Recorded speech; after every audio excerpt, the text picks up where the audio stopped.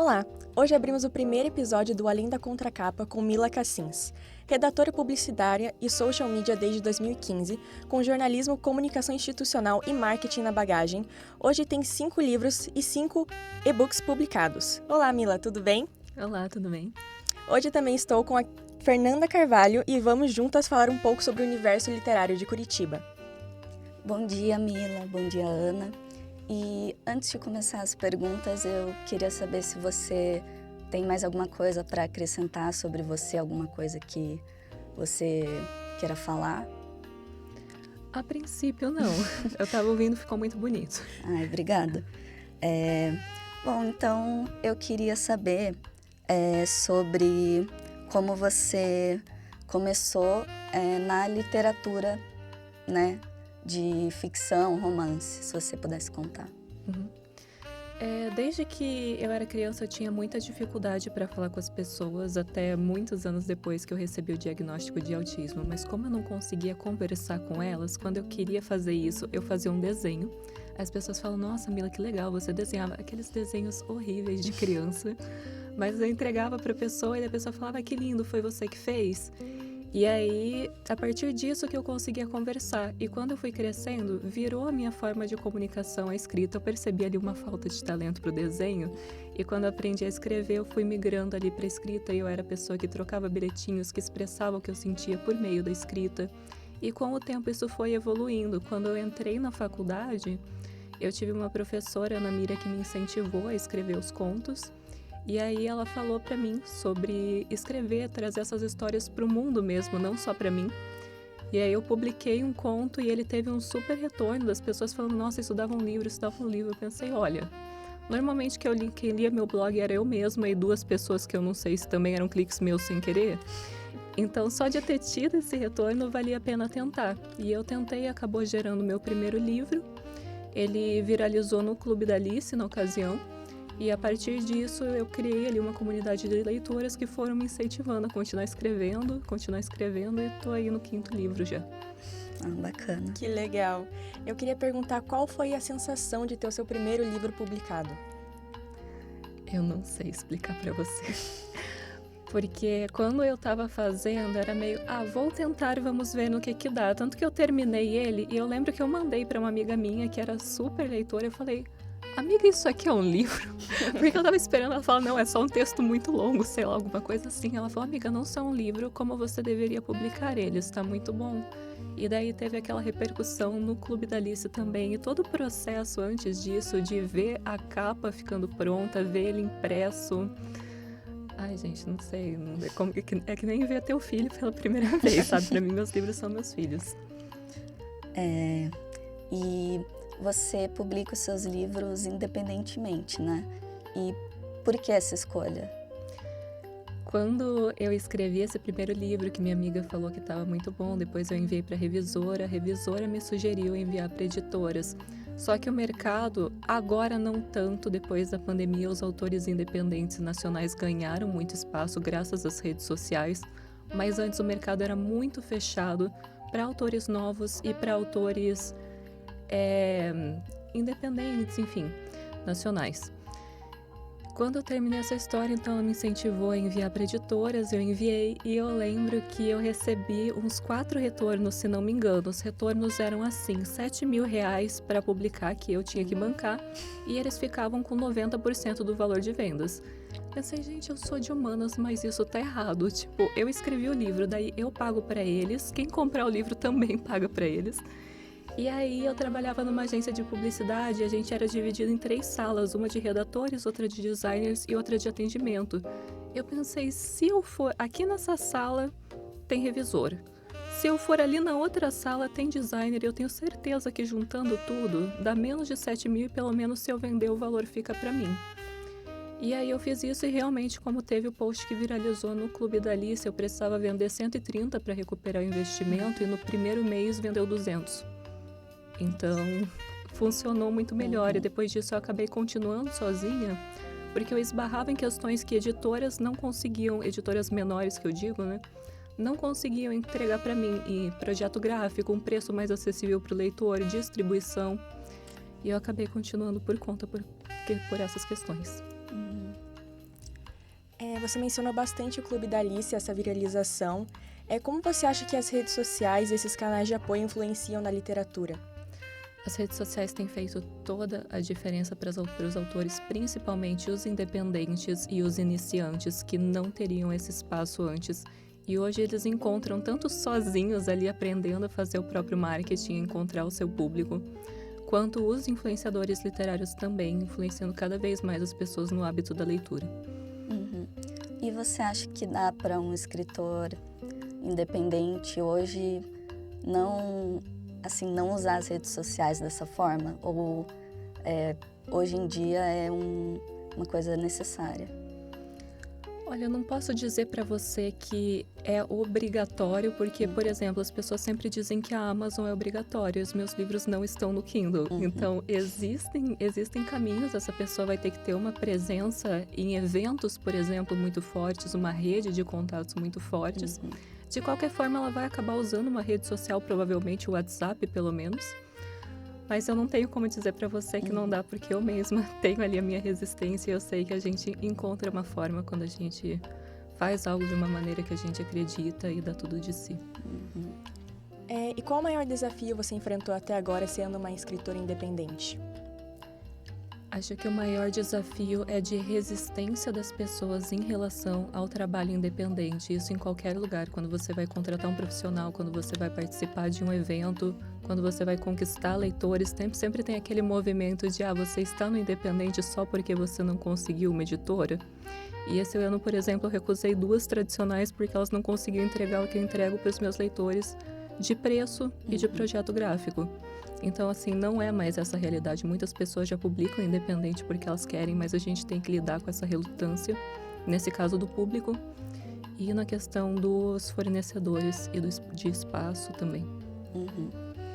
Você acha que por ser independente, por esse trabalho nas redes sociais de divulgação, você acaba conquistando leitores mais fiéis, assim, que querem, sabe, não vão...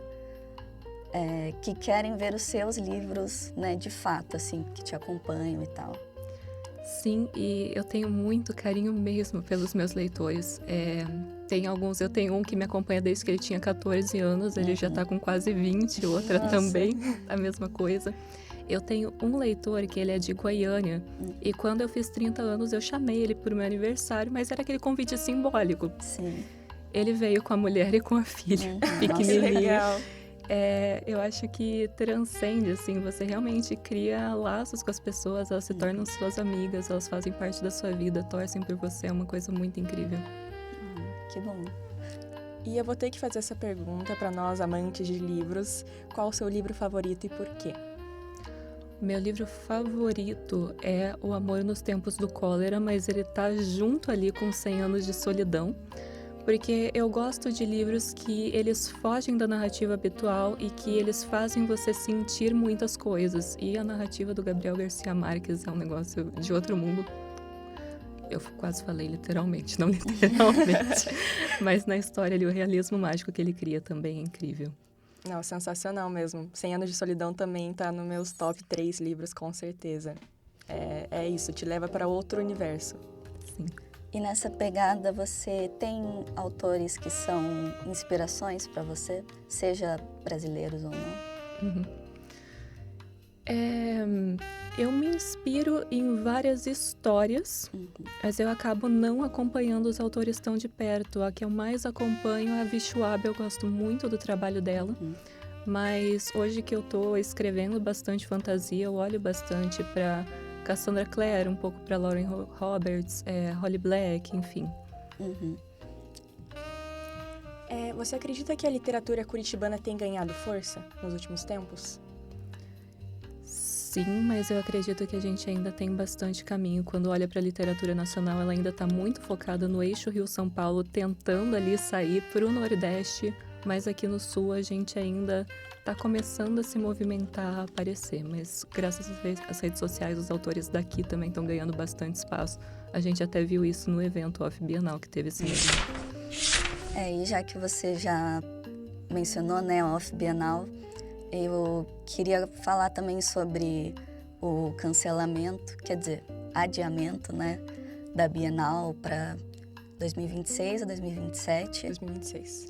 E foi uma decepção, assim, para os autores, para os escritores, né, que o primeiro evento que ia ter aqui, assim, acontecer dessa forma. Acho que foi uma decepção para o público geral literário, porque quando a gente vê o nome Bienal, a gente associa a um evento sério, tradicional, que acontece em vários estados. No Rio de Janeiro, ele já passou da 40ª edição.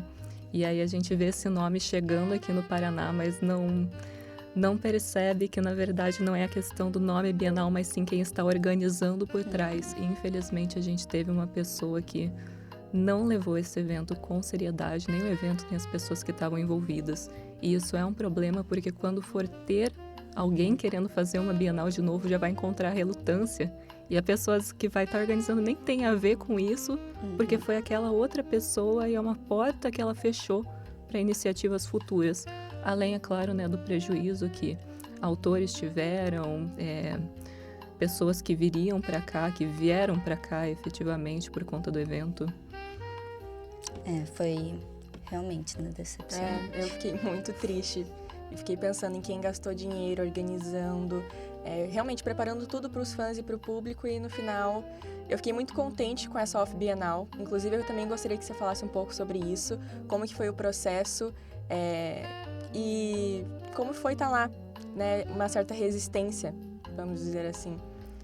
Quando teve o anúncio no domingo, menos de uma semana antes do que seria o evento, começou uma mobilização e tinha uma pessoa de um lado querendo lugar. Eu estava aqui procurando um lugar para receber os autores. Eu pensei, pelo menos que eles tenham um espaço para poder expor o trabalho deles, uma oportunidade. E aí o Ricardo Vilardo também estava no movimento querendo fazer um evento, mas sem ter um lugar. E tinha outras pessoas que também queriam fazer alguma coisa, mas não sabiam exatamente o quê. E juntou essas pessoas para fazer esse evento acontecer. Eles conseguiram um espaço que cedeu ali o lugar gratuitamente, eles conseguiram um envolvimento muito legal. E no dia foi uma coisa incrível, porque quando esses influenciadores usaram o poder deles para falar para as pessoas, a gente está fazendo esse evento, por mais que tenha ido algumas pessoas ali para ver eles porque gosta deles, mas a maioria veio para ver realmente o trabalho desses autores independentes e prestigiar. Então entra naquilo que eu falei, de sempre você encontrar aquele obstáculo, né, de precisar falar, não, meu trabalho tem valor, sim. E essas pessoas estavam lá e elas já sabiam disso, elas estavam para realmente ver o seu trabalho, conhecer você, enfim. Foi um movimento incrível, assim, para a maioria das pessoas que estava lá.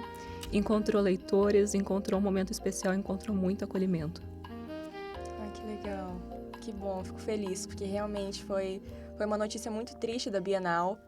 E eu acho que foi um baque para todo mundo, sendo para quem comprou ingresso, com realmente os autores. Então é muito legal ver que não foi em vão, né? Tudo não foi em vão. Teve resultado e foi muito bonito. Concordo. E você acha que, de certa forma, né, essa Off Bienal mostrou um pouco, assim, que a cultura literária não existe só nesses grandes eventos, né, que as pessoas acham caminhos, formas de fazer diferente? Sim, eu acho que foi um dos maiores ganhos, inclusive, do evento, mostrar que a gente tem aquela concepção da leitura, uma pessoa num canto lendo, um autor num canto escrevendo. E, na verdade, a literatura, a gente tem uma comunidade literária muito forte, a gente tem uma conexão, a gente tem pessoas que estão ali pelos livros. E foi muito legal de ver esse movimento, ver tudo isso acontecendo. Ai, que bom. Eu queria voltar para as perguntas sobre seu processo de escrita. Eu queria saber se tem algum gancho, se é um clique do nada, se as ideias vão sendo construídas aos poucos, ou se depende de livro para livro também. Como é que é? A maioria das histórias que eu escrevi até agora, elas tiveram inspiração parcialmente em sonhos que eu tive, mas a partir disso, para desenvolver, eu tenho que fazer muitas perguntas para a história. Mas eu já dei aula sobre criatividade um tempo, palestra, na verdade, não chega a ser aula. E uma das coisas que eu falei foi que as ideias, elas estão em toda parte. Então, às vezes, quando a minha cabeça está acelerada, realmente é isso, vem do nada. Eu até estava com uma amiga minha no corredor, explicando isso, e tinha um brinco caído no chão. E eu falei para ela, amiga, olha isso. Pode ser que você vai pegar o brinco e, na verdade, ele tá amaldiçoado, e daí você tá levando uma entidade pra casa, uma história de terror. Você vai abaixar pra pegar e uma pessoa abaixa ao mesmo tempo que você, e as mãos se tocam e olhares se cruzam, uma história de romance. O brinco é um portal que te leva pra um lugar mágico, uma história de fantasia. Então, qualquer coisa mesmo pode dar origem pra uma história, e é só questão de fazer ali a engrenagem funcionar e prestar atenção ao seu redor. Que legal. E falando também, né, da sua escrita, queria saber se você tem atualmente algum projeto que você está desenvolvendo, alguma ideia, né? O que tem de novidade? Eu tenho várias ideias que eu não comecei a desenvolver ainda, justamente porque são várias ideias, a gente fica, meu Deus, o que eu faço agora? Tem tomado bastante parte do meu tempo a questão da venda dos livros. Felizmente elas cresceram muito, mas também daí acaba consumindo tempo demais que era para escrever. Mas no momento eu tô... eu não sei nem se eu podia falar disso. Estamos pegando em primeira mão. No momento eu tô fazendo um capítulo extra de presente e agradecimento para as leitoras de Reino das Fadas. Ah, que legal. É sempre bom um gostinho de quero mais. Eu adoro. E sobre bloqueios de escrita, você já passou por algum? Se sim, o que você faz pra sair e superá-lo? Nossa, eu passei por muitos, na verdade. Eu tava com um até anteontem. Eu tava com um até muito recentemente. O que eu faço é a roda de oração, tô brincando. O que eu faço é, primeiro, entender que a escrita literária, ela ainda não é a minha profissão. Então, eu não tenho nenhuma editora que me cobrou um prazo específico para entregar esse trabalho. Eu posso fazer isso no meu tempo. Eu também entendo que o bloqueio criativo, ele sempre vem de alguma coisa, um momento de estresse, uma pressão que a gente está sentindo. Então, você parar e assistir, às vezes, uma série que não tem nada a ver, mas só do fato de você gostar daquele conteúdo, você relaxar, isso já ajuda. Pra mim é algo que funciona bastante, parar um pouco e ver algo, mesmo que não tenha nada a ver com a história, porque de alguma forma vai acabar ou inspirando ou pelo menos te ajudando a voltar pros eixos. E...